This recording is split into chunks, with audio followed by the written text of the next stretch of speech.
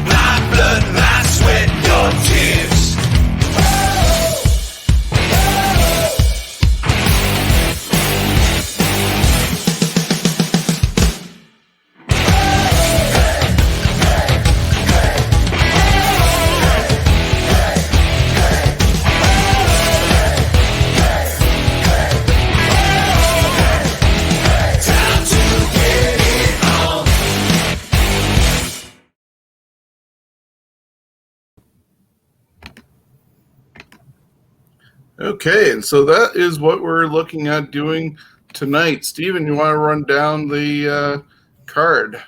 Yeah, so match 1, we have the Heart Foundation versus Crusher and Bruiser. Match 2, we have Miracle Violence versus the Rock and Roll Express. Match 3, we have Motor City Machine Guns versus APA. Match 4, we have the Brain Busters versus the Rock and Sock Connection. Match 5, we have New Age Outlaws versus the Briscoes, not to be confused with last week. This is Jack and Jerry Briscoe. Match 6, Hybrid 2 versus the Outsiders. Match 7 is Lucha Bros versus Legion of Doom / Road Warriors, however you want to think of them. And the 8th and final matchup for tonight is the Bullet Club, Gallows and Anderson, or the Good Brothers, depending on, again, copywriting, versus the New Day. There is some interesting matchups. So far, I would say this is probably the most complete bracket, in my opinion. There's a lot of interesting matchups here. Shawn, is there a matchup that stands out to you that you're quite interested in?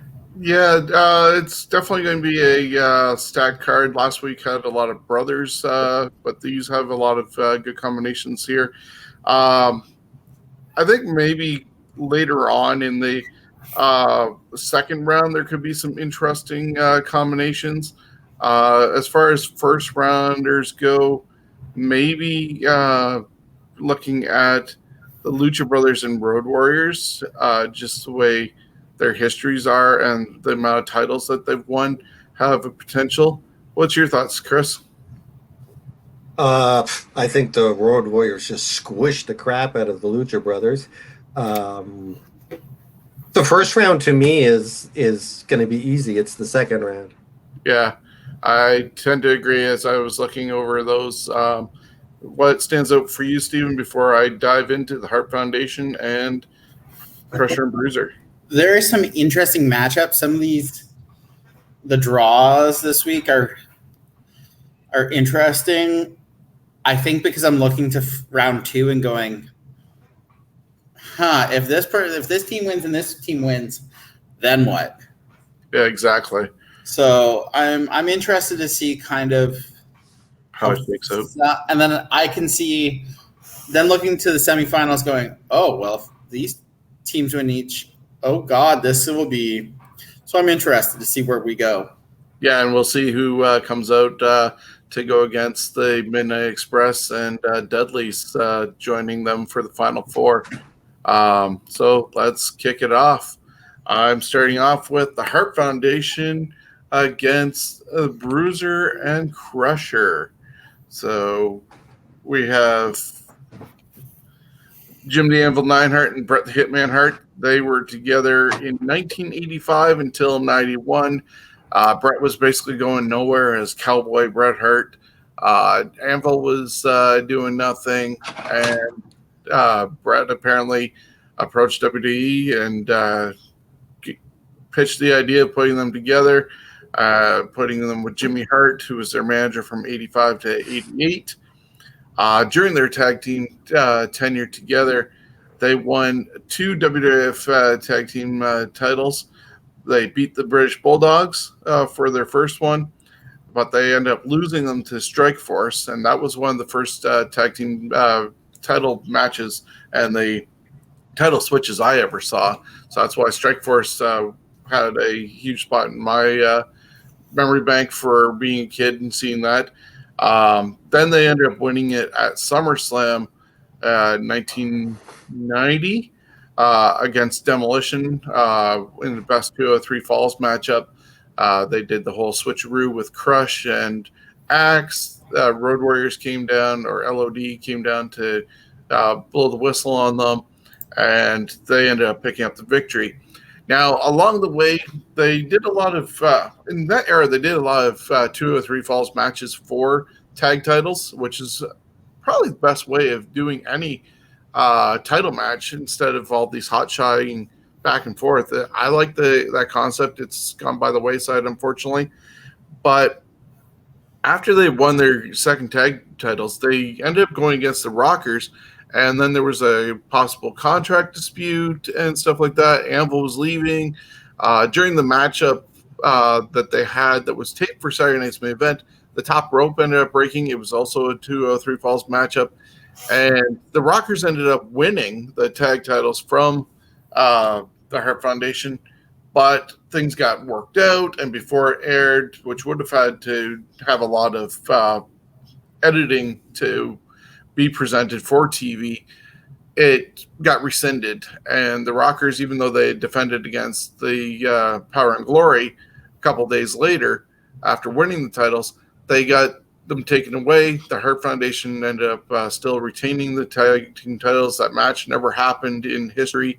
And it wasn't until WrestleMania when the Nasty Boys with Jimmy Hart by their side took the belts off them. They got inducted into the Hall of Fame in 2019.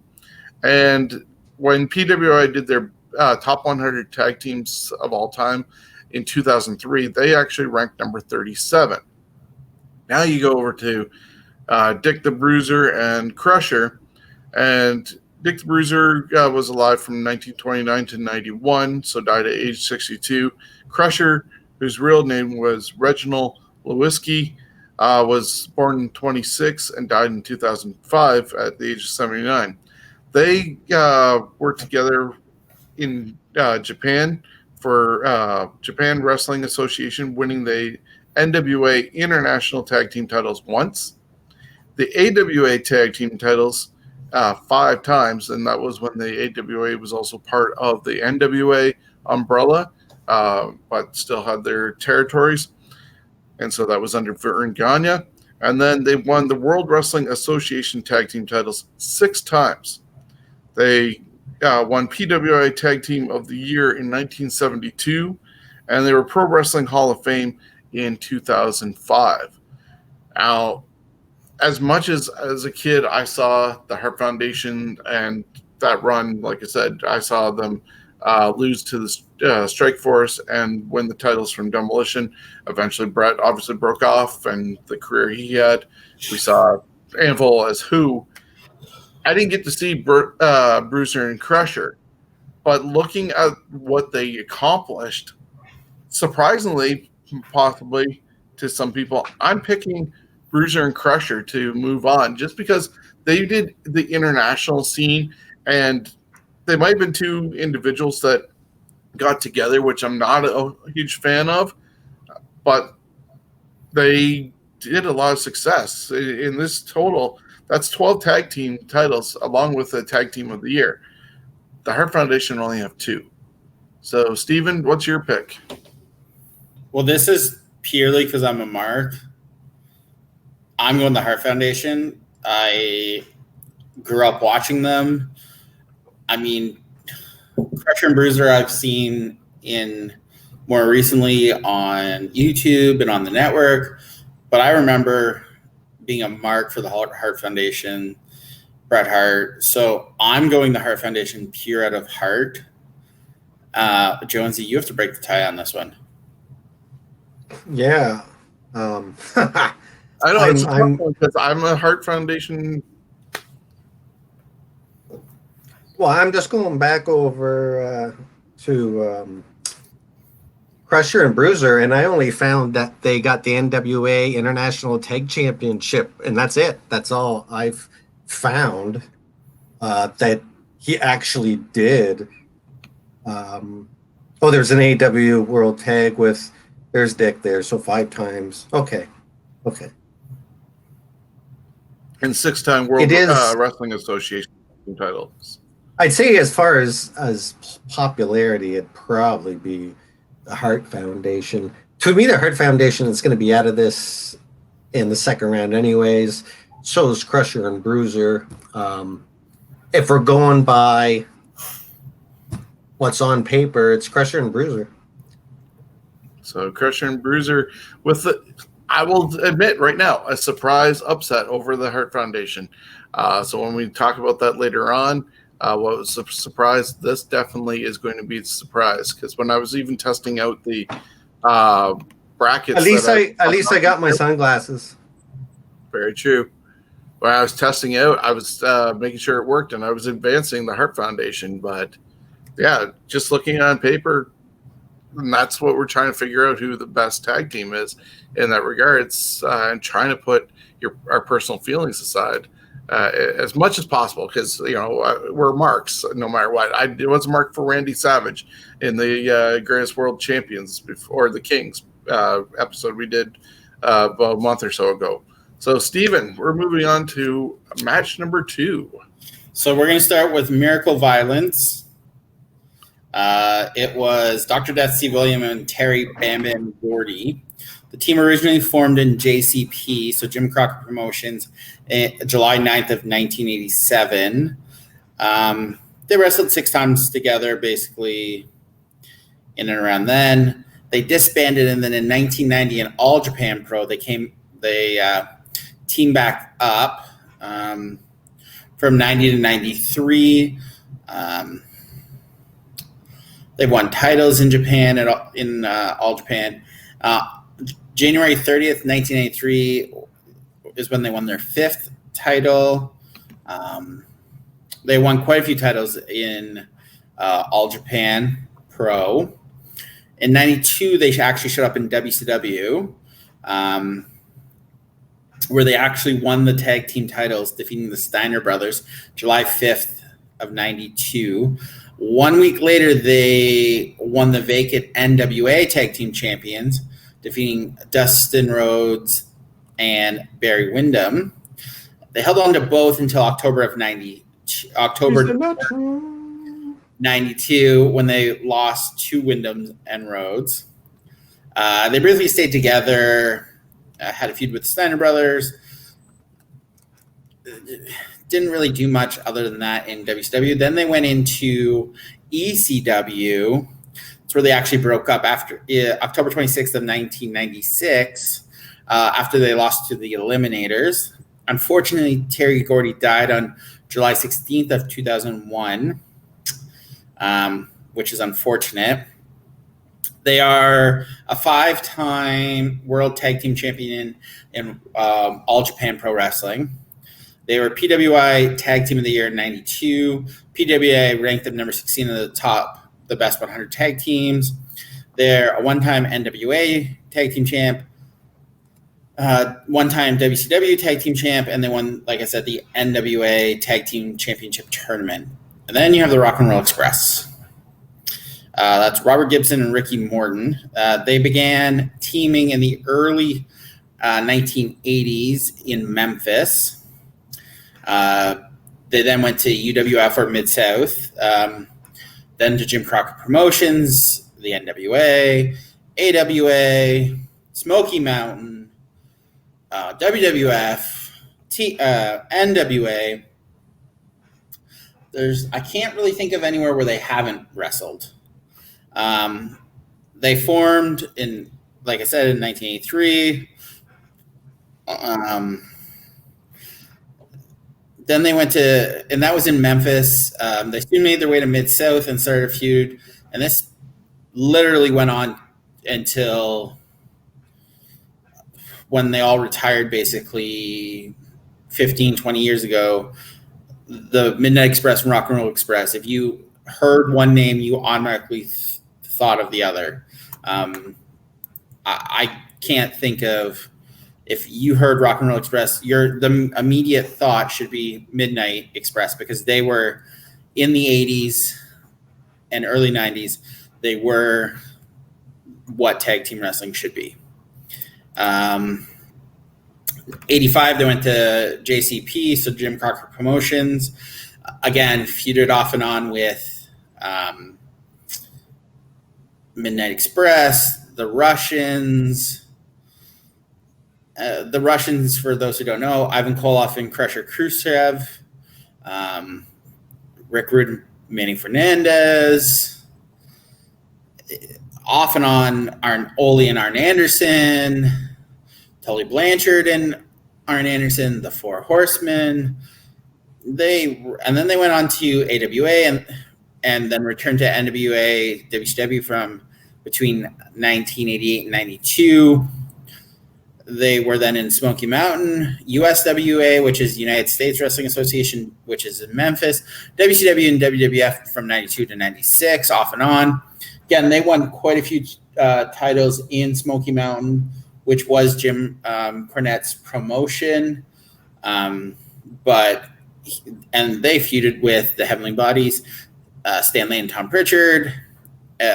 Fun fact, they're the only team that feuded, that had a match on WCW pay-per-view and WWF pay-per-view within, I think it was like 4 months, for the Smoky Mountain Wrestling Tag Team Champions. Yeah, well, it's insane. They returned to WCW in 96 to 97, back to WWF when they were actually managed by James Cornette. Then they went to TNA in 2003 and 2016. In 2005, they were still wrestling, which is insane. That was really the last time. In June 7th of 2008 is when they wrestled the Midnight Express for the last time. They've wrestled for Booker T's Pro Wrestling Alliance in 2009. There has been the new Rock and Roll Express off and on that Ricky Morton has teamed with Ricky Fuji in Japan for FMW. There's some knockoffs, we're going to call them. WWE Hall of Famers in 2007. So their championships. Appalachian Mountain Tag Team Champions one time. Continental Wrestling AWA Southern Tag Team Champions 2 times. CWA Tag Team Champion 1 time. CWA World Tag Team Champions 1 time. Jim Crocker Promotions NWA Tag Team Champions Mid-Atlantic version 4 times. Korean Pro Wrestling NWA Tag Team Champions once. Mid-South Wrestling Association Mid-South Tag Team Champions 3 times. NWA Tag Team Champions 2 times. NWA Hall of Fame 2006. NWA Mid-Atlantic Tag Wrestling Championships 3 times. NWA Southwest Tag Team Champions once. NWA World Wildside Tag Team Champions once. Mid-South Wrestling Association Tag Team MSWA Southern Tag Team Champions 1 time. Pro Wrestling Alliance Tag Team Champions once. Pro Wrestling Elite Tag Team Champion. PWI ranked them PWI Tag Team of the Year in 1986.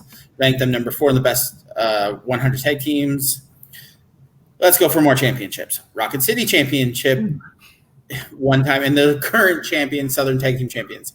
Smoky Mountain Wrestling Tag Team Champions 10 times. Traditional Championship Wrestling Champion 1 time. Tag Team Champion 1 time. Ultimate Championship Wrestling Tag Team Champion once. United States Wrestling NWA World Tag Team Champions once. USWA Tag Team Champions twice. Virtual Pro Wrestling Tag Team Champions once. World Organized of Wrestling, so the WOW Tag Team Champions once. And WWE Hall of Fame in 2017. So after all that, it's not a hard choice. It's the Rock and Roll Express. But I need a drink because that's a lot of championships. Jonesy. Can't hear you, Jonesy. Jonesy, unmute yourself. Hi. I think what we should have done is done a like a cast list and let it scroll by really fast, like when they're trying to hurry up to get the next program on. Yeah, I mean the Rock and Roll Express. Of course, they get my vote. I mean, what are you gonna do after you? I mean, I already looked through all this, and it's like one of the hard ones to beat here because they're like that song. They've been everywhere, man. So, yeah, and they're still going. They're still rocking and rolling. Yeah, like you said right at the beginning, when you hear one, you hear the other, and I clearly did that at the start of the show by just osmosis accident when I'm thinking about the Rock and Roll Express being in tonight's and the Midnight Express advancing 2 weeks ago. And so, yeah, they're so interchangeable. And they were just on AEW getting beat up by FTR with Ricky Morton taking a spike pile driver from them. So I think there was a posting by Ricky Morton on Facebook about 38 years later, they're still together or whatever it is. Not many tag teams can say that, that's for sure. You think they're going to be like May and Moolah? Eventually, yeah. You know, I was going to say the only one that could possibly get closer, but they haven't wrestled, is Alpha and Sika because they're family and stuff like that. But, you know, these guys are still going. They don't know retirement. I guess shuffleboard and chess are not their thing, so they have to keep on going. That's definitely a 3-0 victory for Rock and Roll. Not a surprise there. And it moves us on to the Motor City Machine Guns taking on the APA. Jonesy, what do you got? Well, Motor City Machine Guns, it's Alex Shelby and Chris Sabin. They've been together for a bit. AAW Tag Team Championship, IWGP Junior Tag Team PWI Tag Team of the Year in 2010. Pro Wrestling Zero Max. They won the lightweight tag for that. Ring of Honor. 1 time TNA. 2 times the both Saban and Shelley both each have won the X Division championships. The Gauntlet for Gold they won, and the Tag Team of the Year in 2007. Yes, I have here the band, the High Crusade, featured this TNA Impact Team Championship holders. The band, okay, so the band, that's what I have here. The High Crusade, there was a band that, I think they were in their music video. Anyways, that was one of my scribblings. Of course, they were up against APA, 2 tough guys, Farouk and Bradshaw. Farouk wrestling a heck of a lot longer than Bradshaw. We got the Memphis Championship Wrestling Tag Team 1 time there, the OVW. European, ignore that. The WWF Tag Team, they won 3 times, and both of them are in the Hall of Fame. I'd say pound for pound, it's, obvious Farouk and Bradshaw. I think Bradshaw has the best clothesline in the business, and people that take it know how to sell it well, because my dear God, it's one of my only favorite real thing about Bradshaw was that. Not a fan of him, a fan of Farouk, but the other guys, they've been around, and I think they're still around, are they not?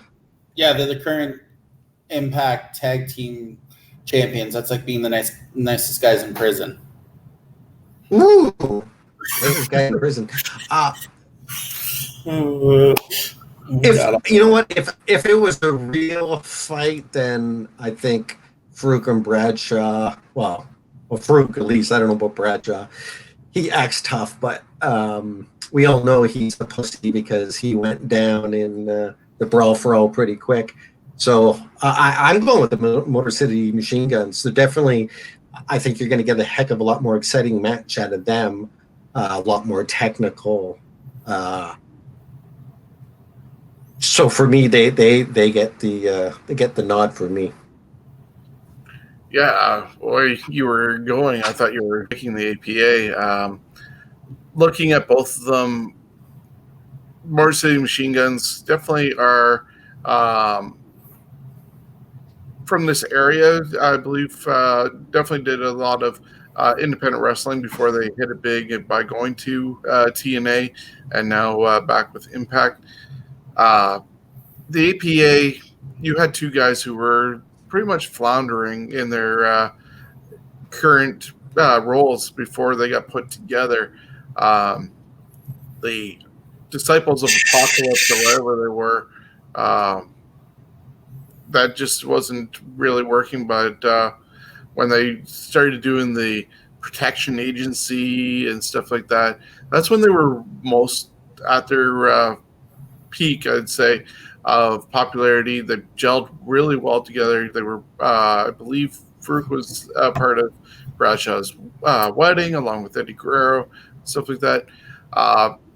I think that gave Bradshaw that confidence to change his character and do the JBL thing. 3-time tag team champions, can't go really wrong with that. But yeah, I gotta go with my Motor City Machine Guns as well. Just the longevity of them and the amount of tag team titles. They also traveled more around the world as a tag team than Farouk and Bradshaw did. So Motor City Machine Guns are going through. Is it a sweep or not? It is a sweep. It was actually a fairly easy call for me. Motor City Machine Guns have been more places.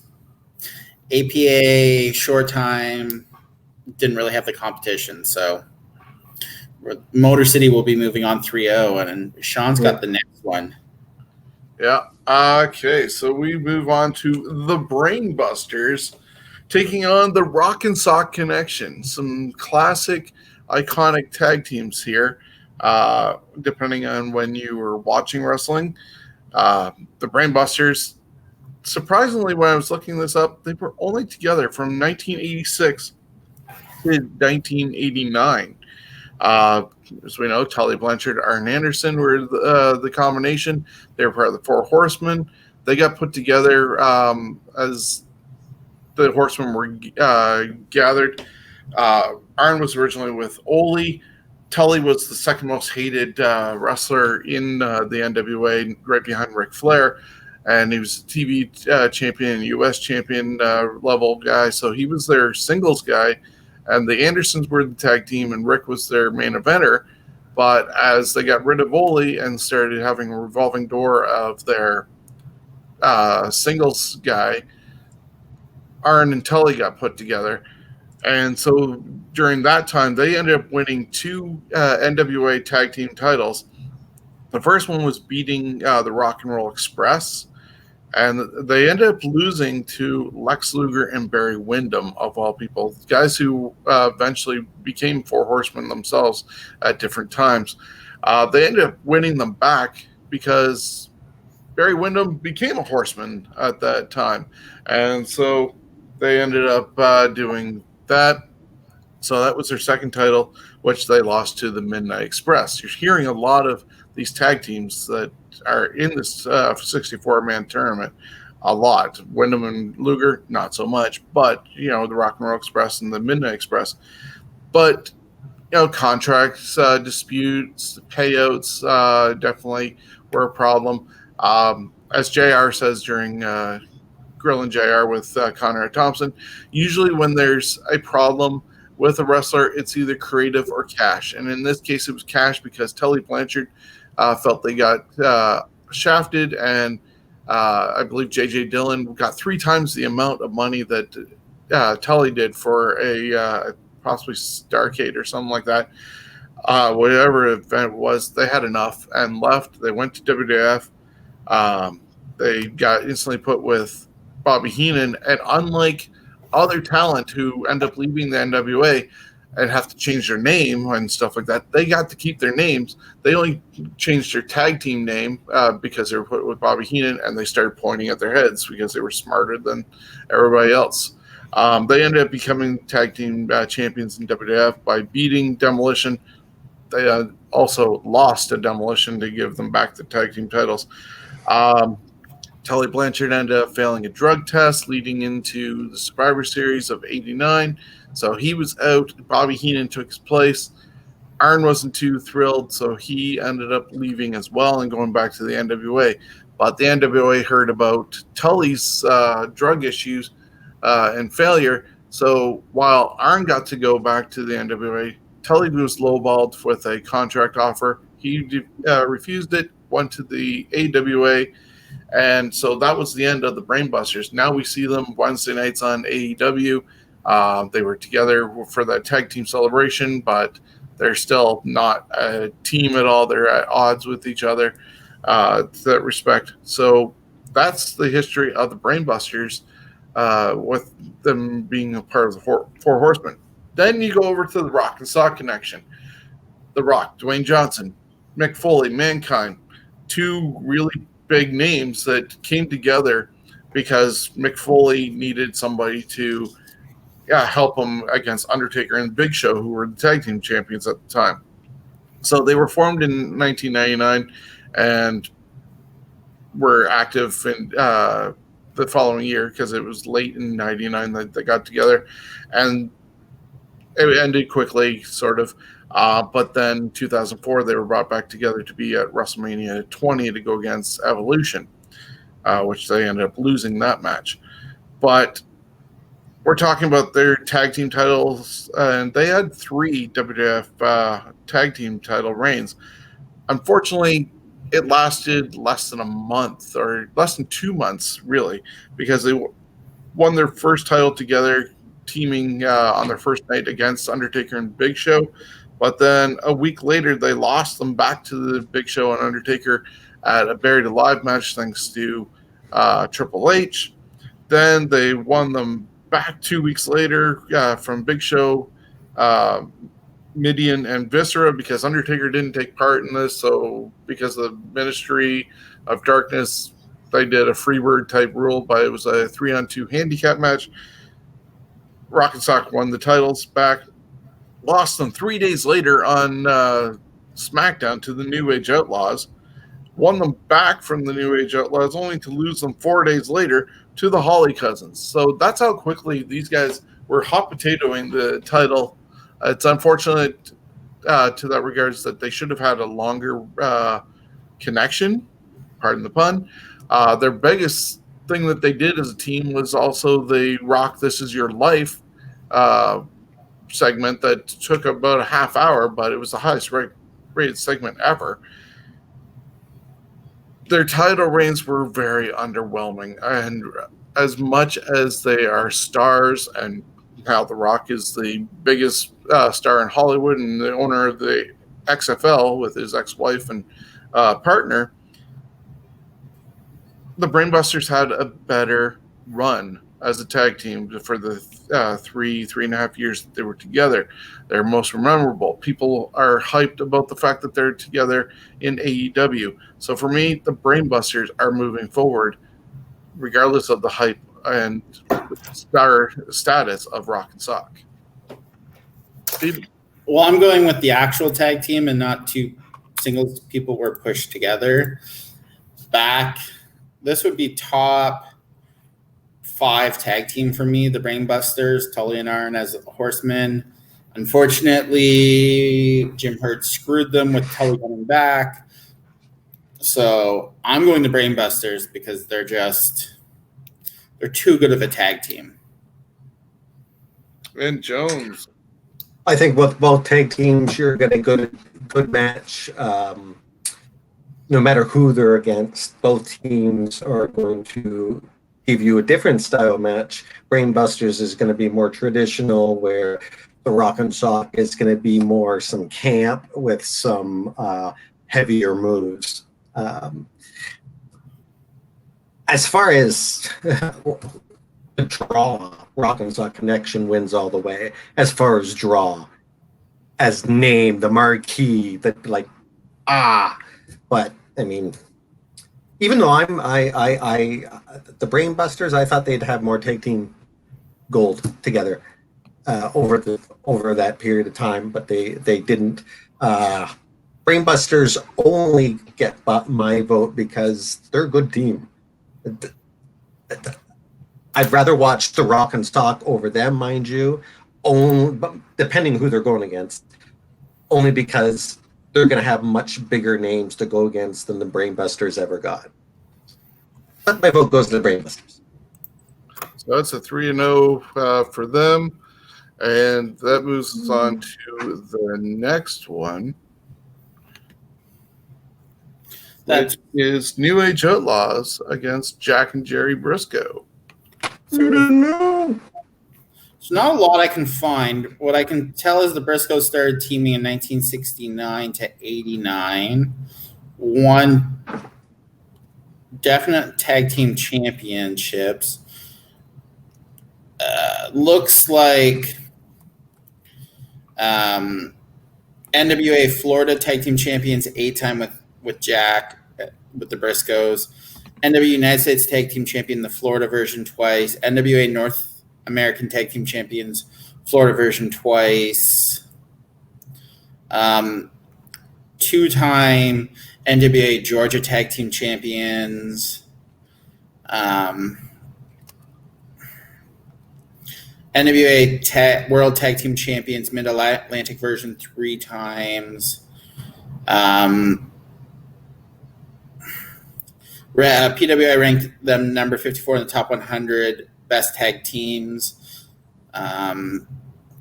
World Wrestling Council World Wrestling Council North American Tag Team Champions once. That's really all I could find. And then you got the New Age Outlaws, Jesse James, then the Road Dogg, Jesse James, and then turned into BG James. You then have Billy Gunn, Rockabilly, Kip James. They both were like mid-carders after the Smoking Guns broke up. Formed in 97, October 4th on Shotgun Saturday Night, which I did not remember. Obviously joined DX in 97. They split in 99 and went their own ways. They actually reunited in TNA in 2006 as the James Gang. Then they went to the Voodoo Kin Mafia, VKM. Then they came back to WWE from 2012 to 2015 and in 2018. They're one-time Freedom Pro Tag Team champions, Maryland Championship Wrestling Tag Team champions once. PWI ranked them number 43 in the best 100 tag teams. They were the PWI's Tag Team of the Year in 1998. They won TWA Powerhouse Tag Team champions once. One-time WWE Tag Team champions. 5-time WWF World Tag Team champions. I'm thought for sure that they had won a NWA Tag Team Championship, but in the TNA version, but they didn't. I'm still going the New Age Outlaws. They came together and it worked. The Briscoes. Obviously, we didn't see them. I didn't see them. So I'm going the Outlaws. Jonesy? The Outlaws to me was a tag team that rose from ashes, and it worked. I thought they were very fresh for their time. Their matches were usually at least good, if not excellent. They did have some bad sportsmanship to them, at least according to Mick Foley, because of being dumped in a dumpster with his partner and chucked over the ramp. He wasn't happy about that. But they did hold the company record for the longest time in between title reigns, over 14 years. I mean, the Briscoes, they got a lot that they've done, good career and all that, but again, I'm just looking at, you look at what the New Age Outlaws, what they came from, and the longevity of their tag team with breaks. They're one of the ones that, you could still put those two guys together and they'd still be worth the money. So the New Age Outlaws get my vote. Well, not much more that can be said because, like Steven said, we didn't really see much of the Briscoes. They didn't really travel too much. They weren't on a huge national platform like the New Age Outlaws did. It's a shame and it's kind of surprising that with how talented Kip Sop is, that he kind of got left out to nowhere after they broke up the Smoking Guns, and obviously that rockabilly thing didn't work out, and tried to put him with the Honky Tonk Man. And of course, you got Jesse James, who, he listened to Jeff Jarrett and walked out on the company before they could really pull off the Double J versus Double J thing. And hey, he's talented. He sang that song. I love that song, With My Baby Tonight. But it wasn't until they got together and said enough of floundering and formed the New Age Outlaws. They were starting to get hot then, and they got hooked up with DX when Shawn Michaels ended up leaving, and Triple H formed a bigger faction than just himself and Shawn and China. And so that momentum carried them really far. I believe I was at their last tag team title win, which I believe was at the Royal Rumble in Pittsburgh that I saw. So I got to see their title win that one. I love the New Age Outlaws. They're moving on 3-0.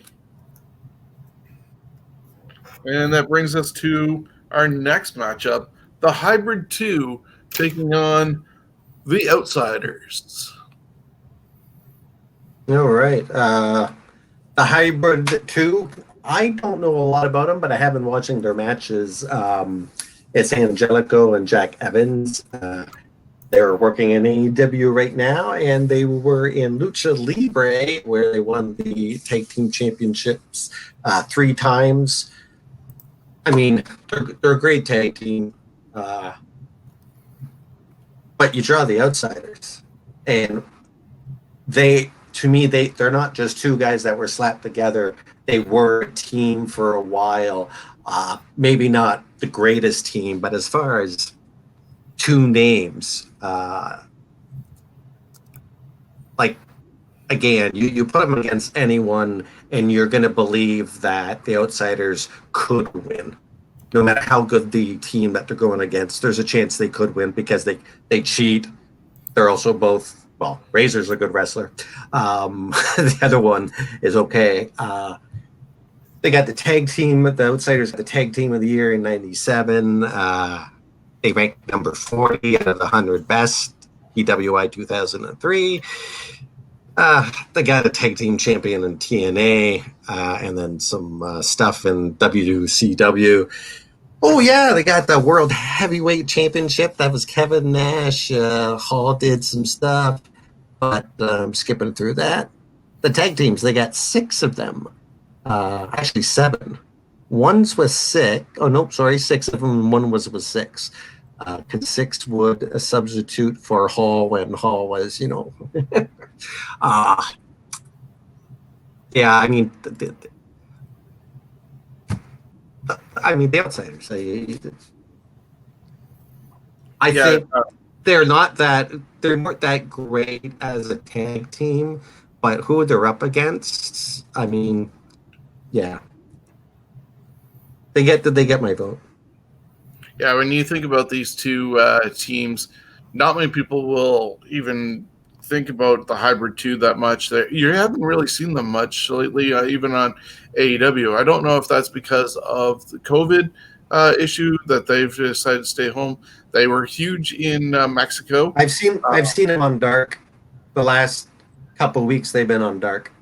Okay, so they might be back doing stuff at Daly's Place, but they haven't been back on Dynamite. And if you're watching Dynamite, that's probably the only thing that matters with AEW. Like, how many people are watching Dark?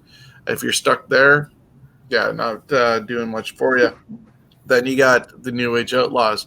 Yeah, they were 2 individual stars that were put together. I'm not sure if they teamed together briefly as Diamond Stud and also Vinny Vegas before an exchange. Yeah, with DDP. So they had that sort of connection that way. But these 2 guys became best friends in the business, part of the clique. 5 guys who were basically inseparable, except for, once again, cash and creative got in the way. And Hall and Nash ended up leaving WWE to go to WCW. Now, thankfully, because of their reputation that they built for themselves in WWE, they were a huge deal coming back to WCW. Becoming the NWO, they set the business on fire. So they need to be the tag team. Hogan was the singles guy, and all the tag team titles that they end up having, whether it was politically motivated or not, they led a division, they led a company to beating WWE for 83 weeks, as the podcast is called. So if it wasn't for them doing that, being the team, being the NWO, there would be nothing for that.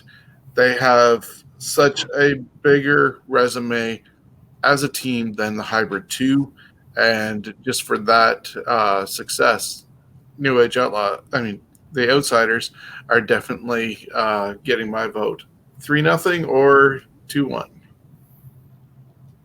3-0. It wasn't even hard. This was a very easy 3-0. This isn't a surprise to me. Yeah. So then that brings us on to the Lucha Brothers taking on the Road Warriors. Wow. This one, there's a lot of titles between these two teams to talk about. The Lucha Brothers, obviously our brothers, Pentagon Jr. and Phoenix, debuted in 2007 together. Title-wise, they won the AAW one time, Clash of Lucha Libre once, House of Glory once, Impact once, Lucha Libre AAA 2 times, Major League Wrestling once, PWG 1 time, Wrestling Alliance Revolution 1 time, Extreme Mexican Wrestling 1 time, CBS Sports Tag Team of the Year in 2019, Wrestling Observer Tag Team of the Year in 2019 as well. And they're currently in the AEW doing this odd pairing with Butcher and the Blade. And now, as of this past episode on Saturday, teaming with Eddie Kingston. So I don't know what's going on with that. They probably would have been better off staying over in Impact with how they were doing a lot of good things with Santana and Ortiz. They could have done a lot better. But that's Pentagon Jr. and Ray Phoenix. Then we're going over to the Legion of Doom. The Road Warriors, originally from Chicago. They just had also a Dark Side of the Ring episode in season 2. Hawk, unfortunately, passed away in 2003 at the age of 46. Animal is still going. He had a couple other tag team partners after Hawk and him broke up, and after Hawk's death. Hawk even broke away from Animal and had a partner, Power, in Japan for a bit, but they were talking mostly or only these Hawk and Animal pairing. They were formed in '83. They were inducted in Cauliflower Alley Club in 2020, the WWE Hall of Fame 2011, NWA Hall of Fame 2012. Now for once again, a scroll, just like Rock and Roll Express with the tag teams titles that they had. All Japan, NWA 1 time, International Superstars 1 time, AWA 1 time, Catch Wrestling 1 time, Fighting World Japan 1 time, Georgia Championship Wrestling, the NWA 4 times, iGeneration 2 times, Independent Pro 1 time, Jim Crockett Promotions, WCW, they won the Crockett Cup in '86. NWA 6-man tag team champions with Dusty Rhodes twice, 1 time with Tenryu, and NWA Mid-Atlantic 1 time. PNG 1 time, or PWG 1 time, and WWF tag team champions 2 times. I tried to cut this a lot shorter than if you look at their Wikipedia page, it just goes on forever. But yeah, I have to go with obviously the Legion of Doom Road Warriors over the Lucha Brothers. Just too much history, too much gold. LOD Road Warriors. Steven? Oh, this is easy. You also forgot Rookies of the Year in '93, Tag Team of the Year in '84. So Rookies of the Year in '83, Tag Team of the Year in '84, PWI Tag Team of the Year '83 to '85 and '88. PWI ranked them number 1 of the 100 best tag teams. This is a no-brainer. I know it's like this forever scrolling Screen yeah. keeps on going. So I've got LOD because we could talk about them all day, just like the Rock and Roll Express. So I'm going easy LOD. Of course, there's another one you forgot here. One that really sticks out for me is the Tokyo Sports, the Best Foreigner Award. I mean, guys with mohawks and they get a Foreigner Award. Fantastic. Of course, the Road Warriors. Yeah, I'd say the unfortunate blemishes on their career. have to be Rocco, and unfortunately, reliving Hawks. We don't talk about it. Nope. But the tag team titles speak for themselves. I don't think that, though. To me, I would be more embarrassed about the Rocco thing. See, the Rocco was awful because they didn't present it right. It was just all of a sudden, hey, guess what? They got a puppet now. Yay! Oh, it was awful. But my other issue was I don't believe that they should have been dealing with people's personal demons. I think I'm more ashamed that the WWF put a doll with a bunch of tough guys. That had to have been punishment. It had to have been. I don't know. Okay, so that was an easy 3-0. That didn't surprise me. Now we're going on to the Good Brothers, the Bullet Club, Gallows and Anderson versus the New Day, which is me. Final match of this round. So we're going to start with the New Day. Basically, 3 singles wrestlers who never could break through came together. They started very dark, thought they were going to be heels, but then they, like that gospel-y, it was really weird from 2014, 2015. And then they changed to these like weird fan favorites in 2015 to 2017. I mean, off and on SmackDown champions from 2017 to 2019.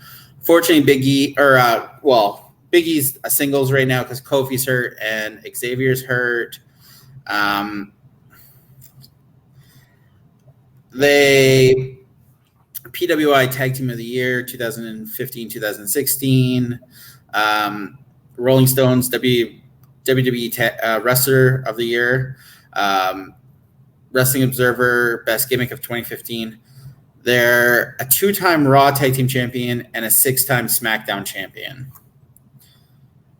And then you've got the Good Brothers, or the Bullet Club. That's how they originally started. Started teaming together in 2013 in New Japan. Wrestled basically there from 2013 to 2016. They were in ROH when the ROH and New Japan had a working relationship in 2014 to 2016. Wrestled all over the world in between 2014 and 2016. Then they were signed to the WWE, which I think we can all say that was a mistake. From 2016 to 2020, they really didn't do anything, unfortunately. They are 3-time IWGP Tag Team Champions. They did win the World Tag League in 2013. 2-time Raw Tag Team Champion, and I don't remember this, but I guess I should. There's a WWE Tag Team World Cup that they won in 2019. That was Saudi Arabia. Okay. I'm still going Bullet Club, Gallows and Anderson. I don't like the New Day. I think I'm not the one who they're obviously targeting with the New Day. I don't get the throwing of the pancakes, and that's just not for me.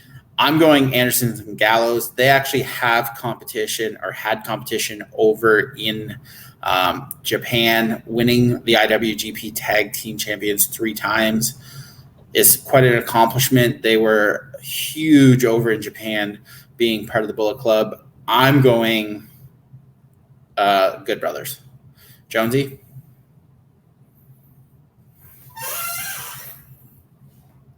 Can't hear you again. You're muted again.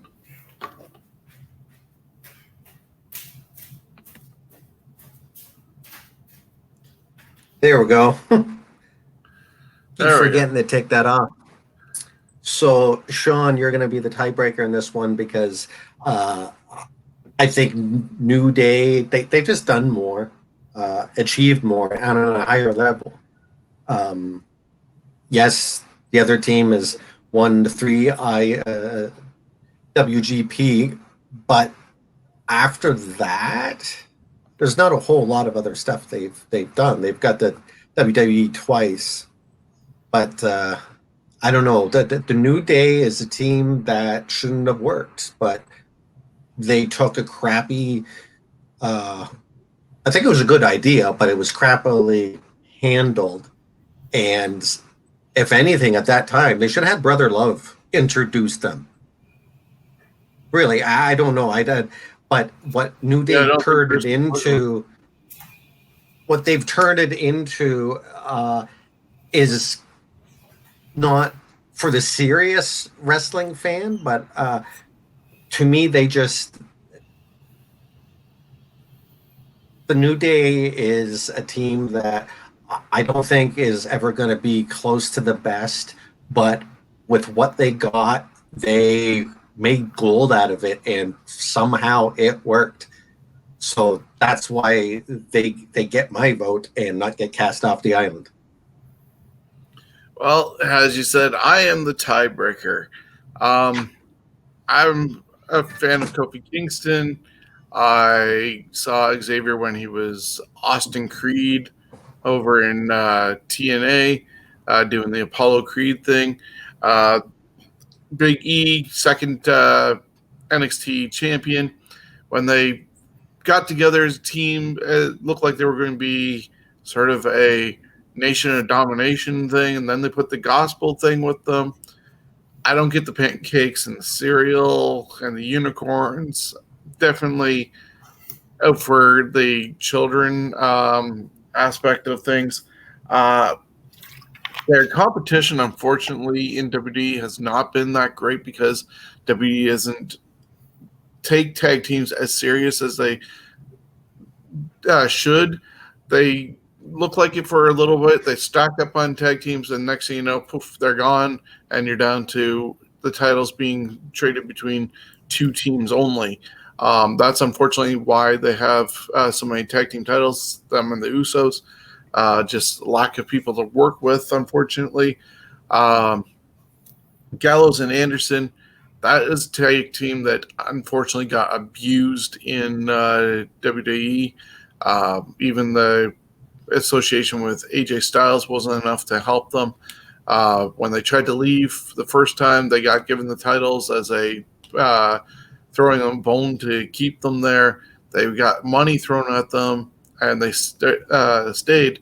But then as soon as COVID happened, apparently, if you believe what happened, Paul Heyman had nothing for them and suggested Vince to let them go.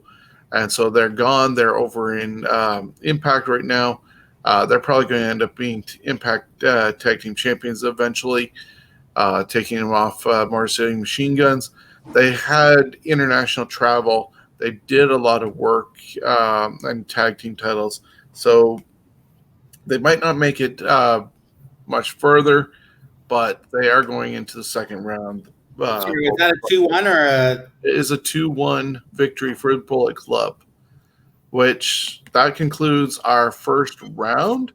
And you just hate unicorns. Okay, so a recap. We're going to have Steven give us a rundown of what shook out. So round one had Crusher and Bruiser beat the Hart Foundation 2-1.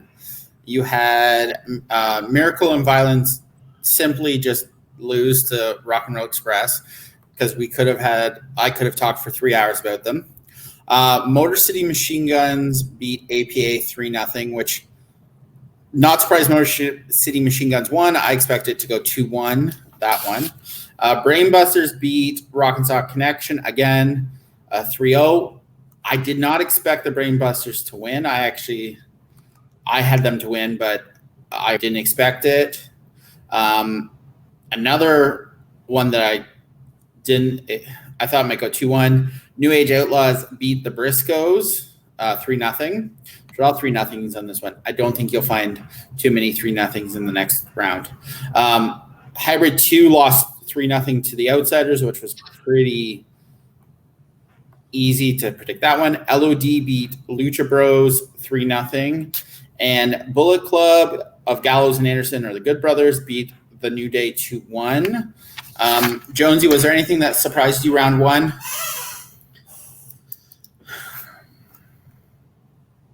Jonesy, you're on mute again. Get your shit together, Jonesy. I'll tell you something about me. I can forget something continuously, no matter how many times I'm told. So you do have to tell me because I should have seen me playing Street Fighter games. It was terrible. I keep forgetting what to do. Back to the Heart Foundation. What happened? Like, I mean, they're a good tag team, but honestly, I've never been a huge fan of the Heart Foundation. They're a great team to see, and they always have good matches in that. But there was better tag teams out there as far as showy. You know, I much rather watch Demolition over Heart Foundation because Heart Foundation were too goody two shoes for me. They were much better when they were bad. I think they should have stayed a bad team, have their good little run, but I don't know. I think that one surprised me because I did originally have them. I was gonna vote for them, but I looked at the Crusher and Bruiser again and I went, eh.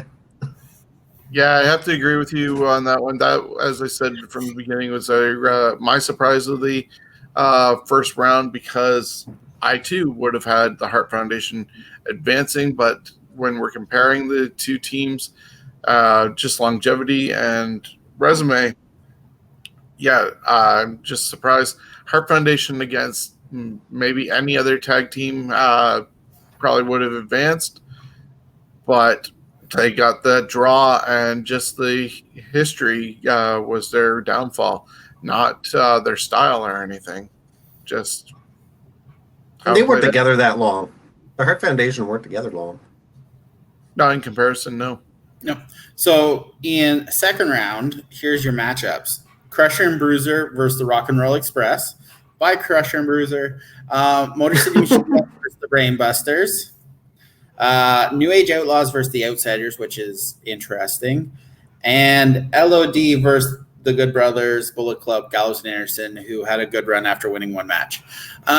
So I don't remember where we are in the whole. Jonesy gets to start us off with the Crusher and Bruiser taking on Rock and Roll Express. Yeah, so Crusher, I mean, Crusher and Bruiser, they're tough guys and all that. But Rock and Roll Express, why even bother? I don't think I've ever seen the Rock and Roll Express live. I don't think I've ever actually seen them perform live. Have either of you? No, I've not been at an arena with them. My biggest regret is not being able to see the Rock and Roll and the Midnight. Well, maybe they need to come here before they retire, just so we can see them. Because you think how long they've been around and haven't had a chance to see them, man. They have wrestled here in Toronto as a tag team against the Midnight. I would have been in 85, 86-ish. But with COVID, I don't know if you'll ever see Americans cross the border for a while. So you got the Rock and Roll, Jonesy? Yeah, Rock and Roll win that one. Chris? Yeah, I am going. It's Shawn. Oh, Shawn, whatever. I am going also with Rock and Roll Express. Just like I just mentioned with Crusher and Bruiser, longevity and resume pales in comparison to the Rock and Roll Express. So that's pretty easy. I'm betting it's a clean sweep on that one. This one is a clean sweep, 3-0. Unfortunately, Crusher and Bruiser ran into the Rock and Roll Express. Yeah, bad draw. Which brings us to Motor City Machine Guns and the Brainbusters. Motor City Machine Guns, current tag team champions. Yeah, but it's the Brainbusters. I honestly have to go with Busters over Motor City Machine Guns.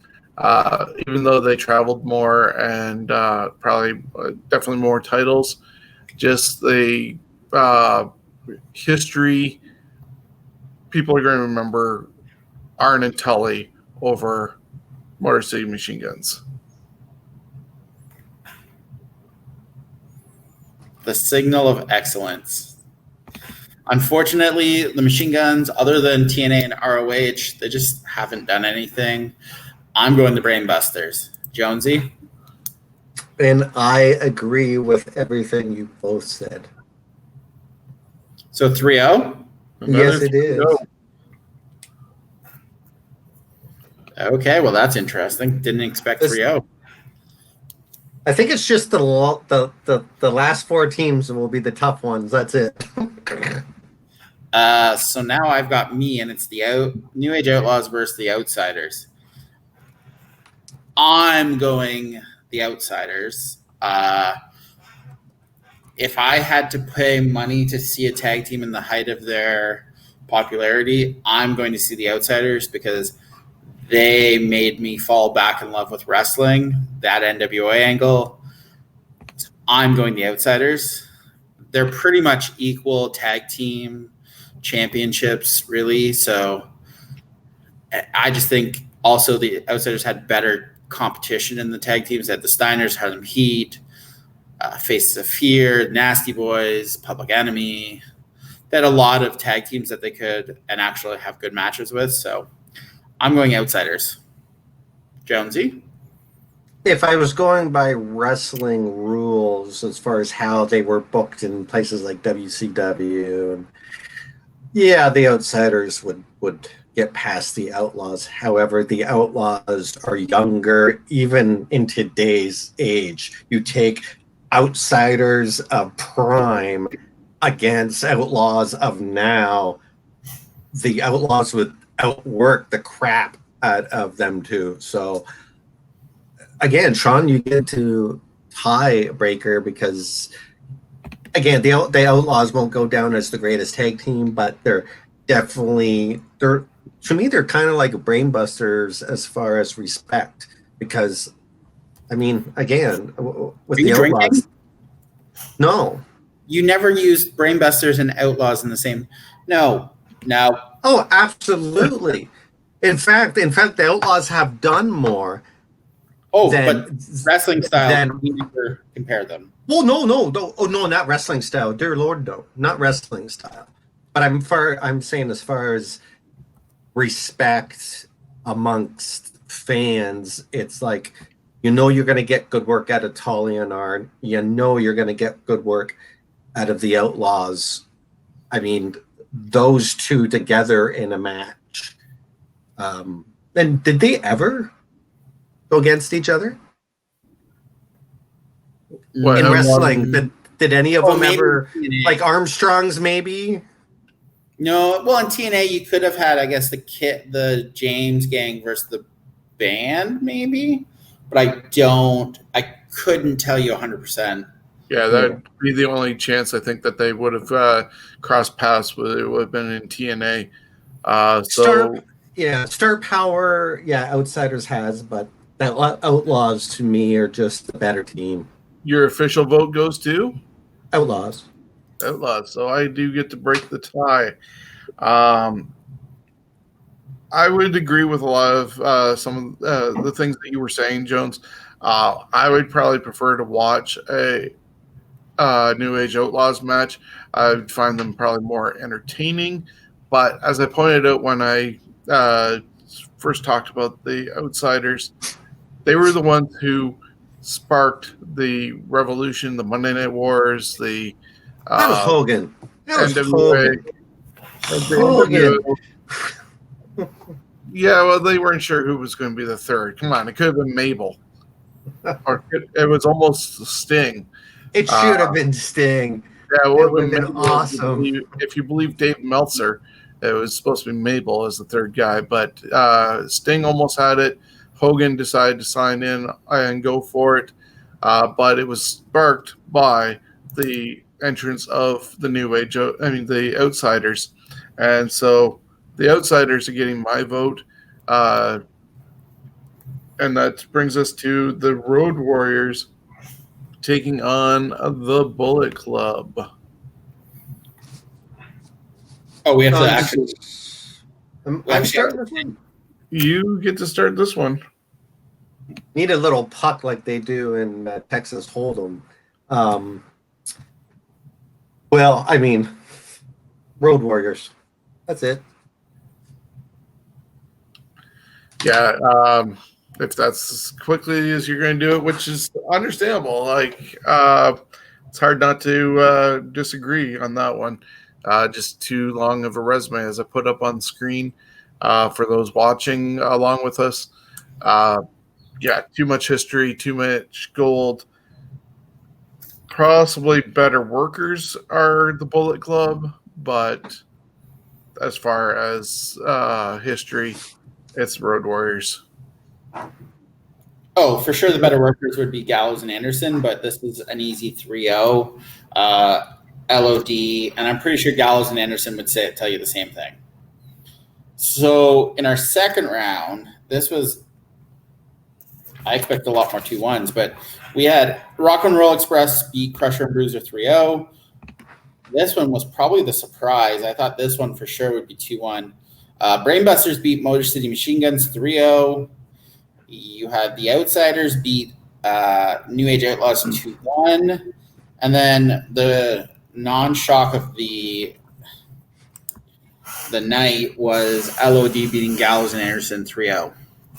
Now, this is going to be interesting because our semifinals are Rock and Roll Express versus Brainbusters and Outsiders versus LOD Road Warriors.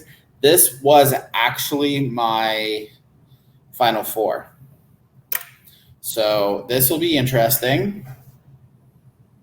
And that leads me starting off with the Rock and Rolls and the Brainbusters. I'm just going to click that one there. Really good tag teams, both of them are. But Rock and Roll Express have the longevity, 38 years versus 3.5 years. Can't deny the Rock and Rolls going to the finals. So they are moving on. Is it going to be a clean sweep? Steven, are you sending them on? And we'll go to Jonesy. I've got Rock and Roll Express winning. Yeah, and Jonesy. I love the Brainbusters, but unfortunately, luck of the draw, you draw Rock and Roll Express. So, and this has happened in Jim Crockett Promotions a shit ton as Horseman versus Rock and Roll. So, Jonesy, Jones. Yes. Well, Rock and Roll. Okay.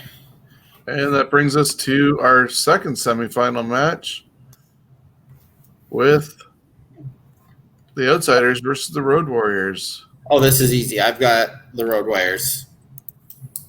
This one was an easy one. Jonesy? I mean, you look at the resumes, it's almost the same. The only difference here is Hall and Nash are bigger names. They're not better wrestlers than the others, but I mean Hall's pretty good, definitely is in there as a good wrestler. But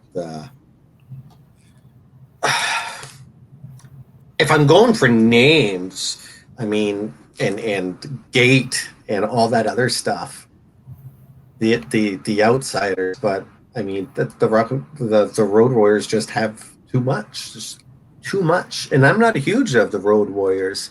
And one thing I've definitely noticed is, as much as I love the WWF as a child and later on as an adult, my God, did the Vince McMahon and WWF cartoon the shit out of a lot of good teams in that, and just hid what they, go up there and wrestle and have a great match. But as far as TV and that, I want you to be goofy and completely different from, because I mean, the Road Warriors, they were the cartoon versions of themselves in WWE. But you take that out, it's more the WCW years, the NWA years that made them who they are. So it's the Road Warriors. Yeah, it's going to be a clean sweep on this round as well, with Road Warriors beating the Outsiders. Yeah, just too much longevity, history, and world traveling compared to the Outsiders. No matter what I said earlier about them sparking a revolution, the history is just too much. So the Road Warriors are moving on to the finals. So our semifinals had Rock and Roll Express beating Brainbusters 3-0. I was kind of surprised not 2-1, but not that surprised. And then I had the Road Warriors. We had the Road Warriors beat the Outsiders 3-0, which doesn't surprise me. This was my finale. I won't, but that was on my paper. You can't see it, but that was actually who I had in the finale. We have the Rock and Roll Express versus LOD, the Road Warriors, which we both, well, you heard me talk about the Rock and Roll Express, which took, I think, for 12 hours. I felt like talking, and Shawn scrolled through LOD. So I'm not really 100% sure where this is going to go. Jonesy gets starts. Yeah. Good luck, Jonesy. You could have, Brainbusters could have had a vote, but he didn't vote for him. I don't know why. But so Rock and Roll and Road Warriors, I'm pretty sure this happened. Numerous times. Yeah, so as far as longevity, and I mean, for me, it's Rock and Roll Express. Road Warriors are a good team. They're everything you want in a tag team, but they didn't have the depth that the Rock and Roll Express have. They both are very close in working good as a tag team, but I think Rock and Roll got a little more there too. The only thing that the Road Warriors got over the Rock and Roll Express, besides physiques, is their entrance. I mean, the Road Warriors entrance is probably one of the best, just the see live, and especially with the WWF theme song that they used. But it's the Rock and Roll Express. I mean, they're one of the top ones. So it's Rock and Roll all the way. Yeah, this one is a tough one. We looked at everything that they have. Gold, history. What a rush. I'm going to pick the Road Warriors and leave Steven to be the one who breaks the tie, which I can figure out where he's going, considering where we went on the first night.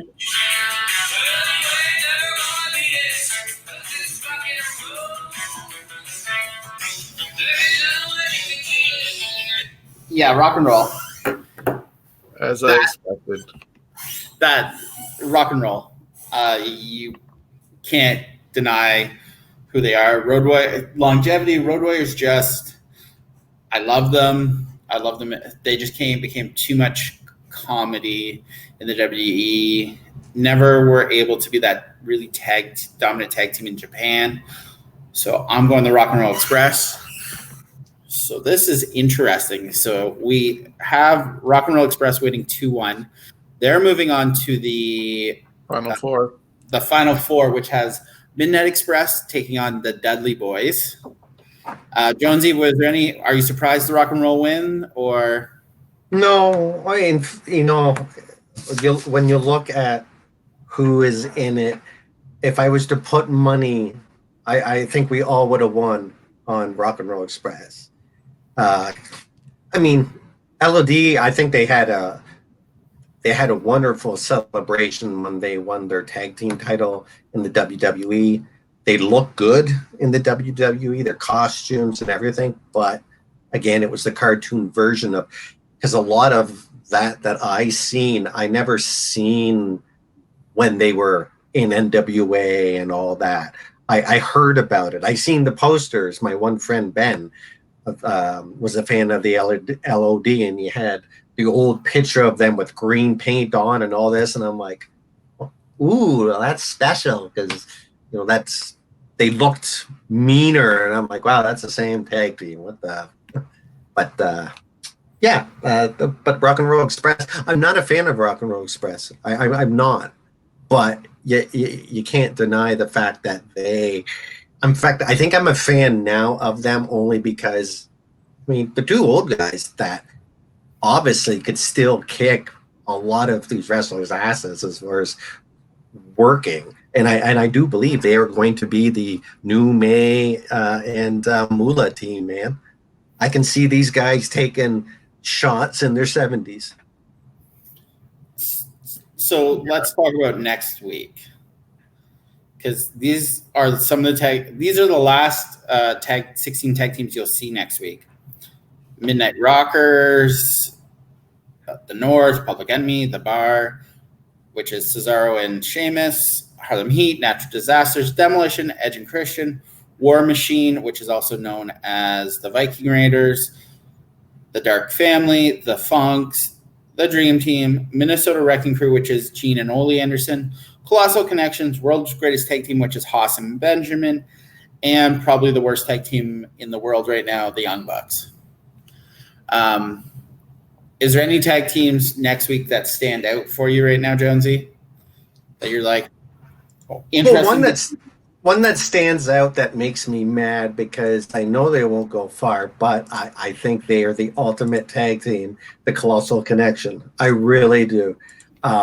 Except for the fact it was when Andre was, done. He was just there for show. But if it was when he was at his peak, I don't care if they only ever won one championship.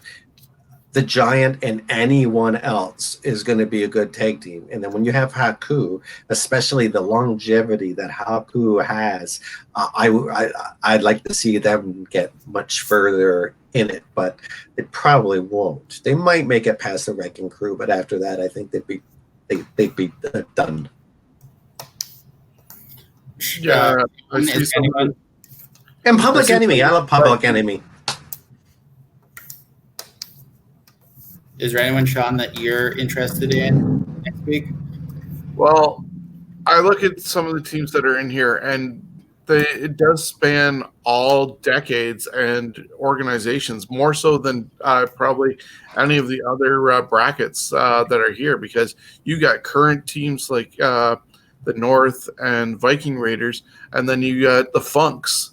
And every team in between. You got teams from the 80s, 90s, 2000s with the World's Greatest Tag Team. Like, it's so all over the place, and it can go anywhere. You have Demolition, who everybody loves and reveres as one of the greatest tag teams ever, but Harlem Heat, a 10-time tag team champion, is in there. The Funks are multi-time tag team champions as well, and they're brothers. So where it goes, who knows? This is going to be probably the most awkward for outcomes. Like, I don't think anybody can look at the brackets right now and go, that's your winner.